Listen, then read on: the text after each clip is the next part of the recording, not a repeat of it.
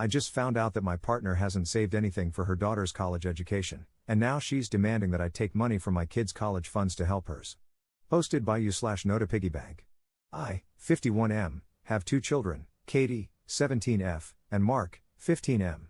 I am seeing a lovely lady, Alice, who has 1 child, Eliza, 17F. We met because our daughters are friends and have been seeing each other for about 18 months. We have lived together for 6 months. Though we currently live together, our finances are pretty separate. Financially, I do well and make more than she does, so I pay about 80% of the house bills. In addition, we both pay for our own individual expenses and for those of our children, clothes, cars, cell phones, spending money, etc. It had been going really well, and we were talking about marriage, which would mean combining finances. So we started looking at what a budget might look like, and it went pretty well, though we both had to compromise a bit on what we wanted. Then we got to college savings. I put a certain amount of money into Katie and Mark's college funds each month, and I assumed we would be doing the same for Eliza. It turns out that Eliza does not have a college savings account. There is no money set aside for her future education at all. I was stunned.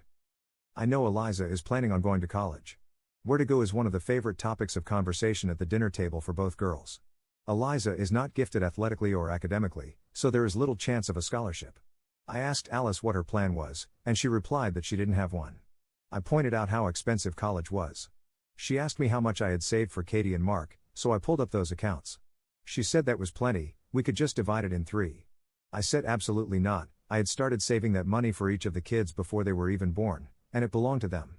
She said, "What about treating the kids equally?" I replied that treating them equally meant giving each of them the same amount going forward, not taking money away from 2 of them to give to the other. She then asked about the retirement funds. I said no again, both because of the hit we would take on taxes and what it would do to our early retirement plans. I had worked hard to save to be able to retire early and travel.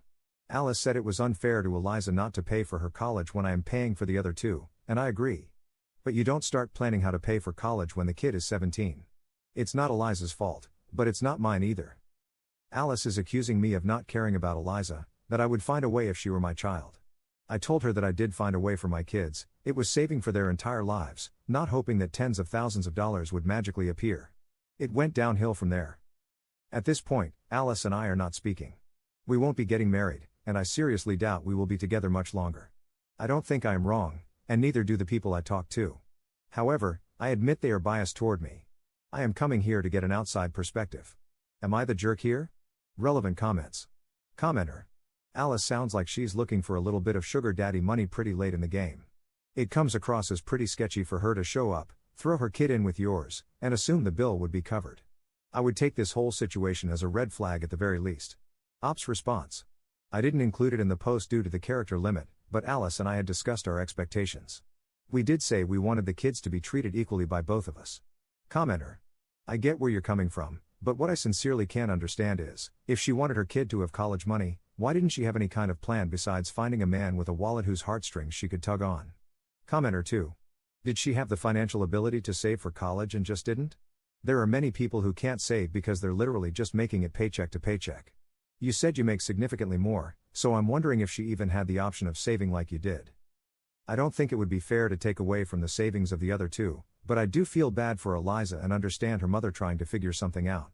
As it is now, she could still go to college by getting grants, loans, and student aid.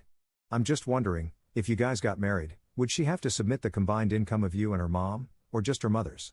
I went to college with financial aid and loans, it definitely can be done. But I had to include my parents' income, so I'm not sure how that would work with step-parents, especially if they just got married. Would you be willing to help by co-signing or helping pay for student loans? It's definitely not your fault or Eliza's, and it does seem really unfair to her, but it may not be Alice's fault either, depending on her financial situation before you. I hope you guys can work it out and come up with a solution that lets her go to school while allowing you both to be happily married. Ops response. I think it's a bit of both. I didn't know her at the time, but it is my understanding that Alice really struggled after she left her husband, and he was a deadbeat. You know, the kind of guy who would quit a job rather than pay child support. In the last 5 years or so, she changed jobs, and things got better.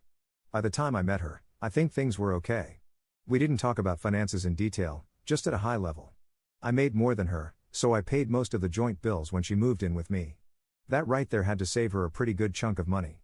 She would buy expensive things for herself and Eliza, but I spoil my kids sometimes too. I just assumed, yeah, I know the cliche, that she had her finances under control. But during that time, she didn't save anything for Eliza. I'm not an expert on financial aid. I had always known my kids wouldn't qualify for grants, and I planned to pay the entire cost so they wouldn't have to get loans. I think it's the combined income of the household, but I'm not positive. If that's true, us not being together might actually be helpful to Eliza, one bright spot in this whole mess. I am not willing to co-sign. I got burned on that years ago. I would not co-sign for my children either. They, Eliza included, have all heard my spiel on the evils of co-signing. I was willing to contribute to Eliza's college fund just like I do for Katie and Mark. I am planning to keep contributing until their last semester. I do not want to take on debt. I'm pretty sure Alice and I are done. I try very hard to never make a decision while I'm angry, so I am giving myself a few days to cool off. But I don't know that I can get past this. Op adds more info about Alice. Alice has been a single mom to Eliza for about 10 years. I know she struggled for at least part of that time. However, I also know that Alice spends a lot of money on non-essentials like designer clothing, shoes, etc. For the last 6 months, we have lived together, and her living expenses have gone way down because of it. She has bought clothing, for herself and Eliza, and ridiculously expensive shoes but still doesn't have a dime saved for Eliza's college. There is nothing wrong with treating yourself if you can afford it, but she was certainly not prioritizing Eliza's college education. Update 2 months 2 weeks later. Several people have asked for an update on my previous post. Alice and Eliza moved out on the 1st. Our relationship is officially over, though it really ended when all of this first came to light. Alice and I were able to sit down together and develop a plan for moving forward and how to tell the kids. Alice was not able to move out immediately. She needed to find a place she could afford in our school district. Alice and Eliza finally had their long overdue conversation about the lack of college savings, and it did not go well at all. There was a lot of yelling and tears on both sides. I could hear the screaming from a different room. Eliza is barely speaking to her mother now. I spoke with Mark and Katie. They were both confused as to why Alice wouldn't tell Eliza that there weren't any savings, and I couldn't help them with that. Katie, my sweet little girl, asked if she could give some of her fund to Eliza, and I told her no. That money had been set aside for her, and she is the only one it will be used for. She wasn't happy with that answer but didn't fight me on it. All of the kids wanted to know if Alice and I were breaking up, and we told them yes, that Alice and Eliza would be moving out. We emphasized that we were breaking up because we found we weren't compatible. It had nothing to do with them. The kids were upset, of course, though the girls were far more upset than Mark.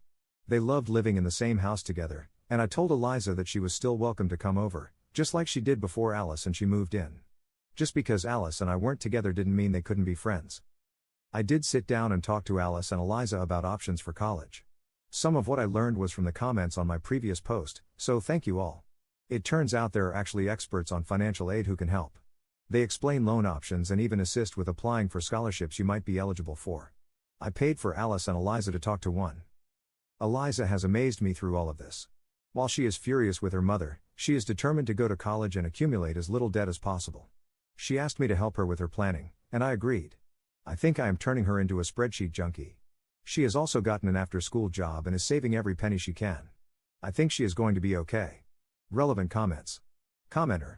Alice is very, very short-sighted. Op was covering 80% of their shared bills and had indicated he was willing to help Eliza with college funds going forward. Meanwhile, Alice had finally, after years of working lower-wage jobs, reached a point professionally where she was earning a pretty decent income.